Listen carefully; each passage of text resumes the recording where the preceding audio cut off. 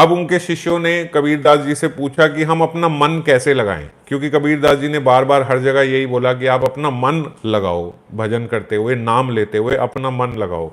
तो उन्होंने बोला मन कैसे लगेगा इस संसारिक जीवन में, जहां हम इतने सारे गृहस्थ इकट्ठे रह रहे हैं, अपना कार्य कर रहे हैं, परिवार के संग रहते हैं, तो ऐसे में जीव का, एक गृहस्थ व्यक्ति का कैसे मन भगवान में लगेगा।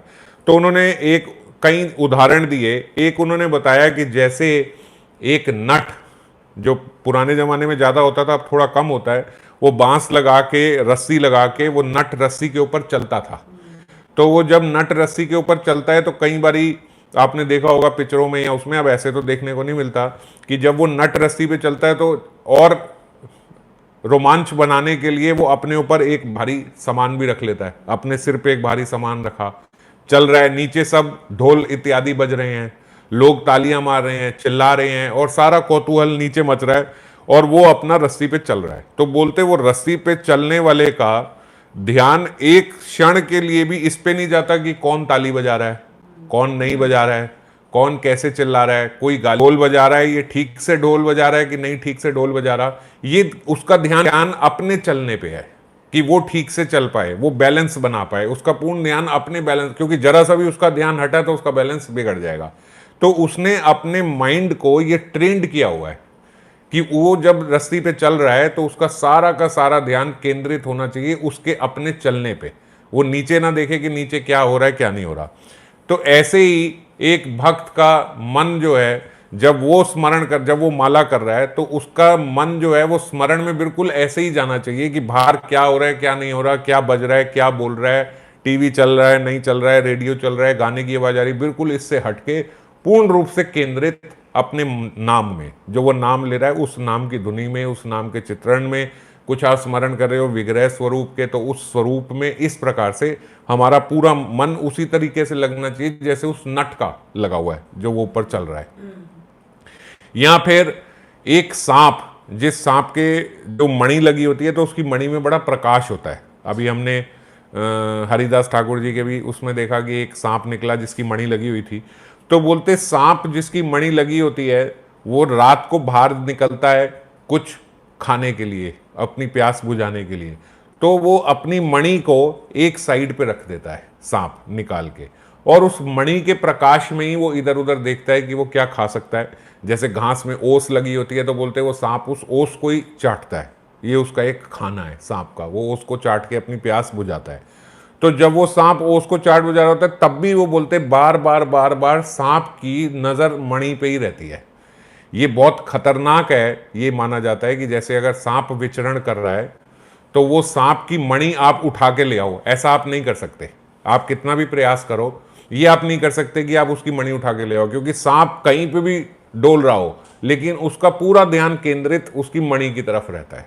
ऐसे ही बोलते हरिनाम मणि की तरफ व्यक्ति का पूरा ध्यान केंद्रित वहीं रहना चाहिए भगवान के नाम की प्रति।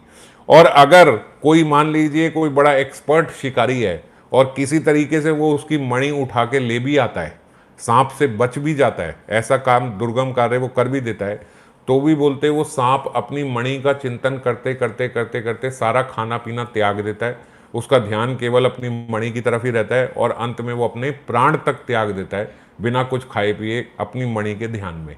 ऐसे ही जीव का ध्यान हरि नाम पे होना चाहिए। अगर हरि नाम उसके मुख से छूटे तो हरि नाम के चक्कर में ही चाहे प्राण निकल जाए, पर ऐसा उसका ध्यान जो है वो केवल हरि नाम पे ही लगा रहे। तो हम तो क्योंकि हरि के पीछे नहीं भाग रहे, हम तो हरि नाम की चर्चा कर रहे हैं, तो हरि नाम क्यों छूटेगा?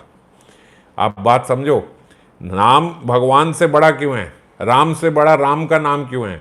राम तो लीला समाप्त करके चले जाएंगे, राम तो आपके साथ लीला करके चले जाएंगे, श्याम तो आएंगे, श्याम सुंदर आएंगे, लीला करी, रघुनाथ दास गोस्वामी पाद जी के साथ आए, लीला करी, चले गए, वो उसके बाद रोए। एक वियोग तो हो रहा है, विरह तो हो रहा है, पर जो नाम का प्रेमी है, जो नाम का प्रेमी है, जैसे अब रघुनाथ दास गोस्वामी पाद ही मैंने अभी जिनका नाम लिया, रघुनाथ दास गोस्वामी पाद किस वजह से अपने प्राण रख पाते थे, किस सहारे से प्राण रख पाते थे?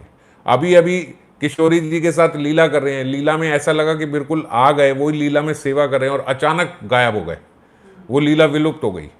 ऐसे में भक्त के प्राण रहते नहीं, पर किससे प्राण रह रहे हैं? उनके नाम से। केवल उनके नाम के सहारे से प्राण रह रहे हैं। तो जो नाम का उपासक है उससे भगवान कहाँ जाएंगे, वो कहाँ जाएंगे। तो इसीलिए बिल्कुल हमारा ध्यान केंद्रित वहीं रहे संसार के सारे कार्य करते हुए। यहाँ एक बड़ा और सरल उदाहरण दिया कि जैसे पहले हम गांव में देखते थे कि एक स्त्री जा रही है, उसने अपने ऊपर 1 2 3 मटके ऐसे रखे हुए हैं। ऐसे होता था ना गांव में कि वो गए और गगरी अपने ऊपर एक एक एक रखी हुई है, वो साथ साथ चल रही है। चलते चलते उसने एक बच्चा गोदी में भी उठा रखा है, दूसरे हाथ से दूसरा बच्चा भी पकड़ा हुआ है, और साथ में कोई स्त्री है तो उससे बातें भी करती हुई जा रही है। और अगर मान लो कोई आगे से बड़ा बूढ़ा आया तो अपना पल्लू भी नीचे कर लिया, नमस्कार भी कर दिया, बातें भी करी, सब कर रही है। लेकिन कहीं बैक ऑफ द माइंड जो बैलेंस बनाया हुआ है वो माइंड वहां लगा हुआ है। ऐसा नहीं कि चलने से या कुछ भी करने से ध्यान ही नहीं रहा कि ऊपर मटकी थी, वो मटकी गिर गई, ऐसा नहीं होता, वो ध्यान रहता है। या आप और सरल समझना चाहते हो तो जिस प्रकार हम गाड़ी चलाते हैं, जो गाड़ी चलाते हैं वो गाड़ी चला रहे हैं, वो गाड़ी चलाते चलाते बात भी कर रहे हैं, गाड़ी चलाते चलाते शीशे में पीछे का भी ध्यान रख रहे हैं, साइड का भी ध्यान रख रहे हैं, आगे भी देख रहे हैं। मोबाइल पे अगर कोई आ गया तो वो भी, आजकल एक्सपर्ट लोग हैं, मैसेज भी बीच में कर देते हैं चलाते चलाते। और उसके बावजूद आपको पता है कि कब गियर बदलना है, कब करना है, अपने आप आपका हाथ उस पर जाएगा, अपने आप ब्रेक लगेगी, अपने आप सब। और जो साथ में बैठा है उससे भी बातें कर रहे हो, समझ गए। तो कितने सारे काम करते हो, लेकिन एक माइंड आपका गाड़ी में लगा हुआ है, आपको पता है कि कैसे चलानी है, कब ब्रेक मारनी है। इस प्रकार से जीव का ध्यान सदा नाम में रहे।